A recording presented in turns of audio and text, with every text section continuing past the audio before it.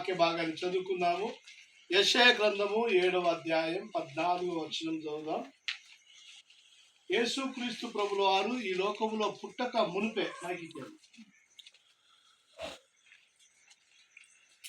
యేసుక్రీస్తు ప్రభుల వారు ఈ లోకంలో పుట్టక మునిపే మరి యెషయా అనేటువంటి ప్రవక్త ఆయన ఈ లోకములో మరి ఒక వ్యక్తి జన్మిస్తాడు అనేటువంటి ప్రవచనము ఇచ్చాడు.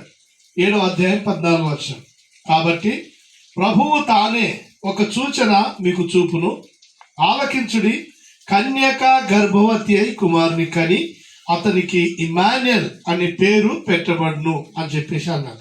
యెషయా ప్రవచించిన రీతిగా మరి ఎందుకు యేసుక్రీస్తు ప్రభుల వారు ఆ కన్యకకు పెళ్లి కానీ ఆమెకి జన్మించాల్సి వచ్చింది అని చెప్పేసి అంటే, మానవులందరూ కూడా పాపము చేసి మరి పరలోక రాజ్యాన్ని పొందుకోలేకపోతున్నారు. కాబట్టి మానవుల్ని రక్షించడానికి పరిశుద్ధుడు, పాపము లేనటువంటి వ్యక్తి కావాలి.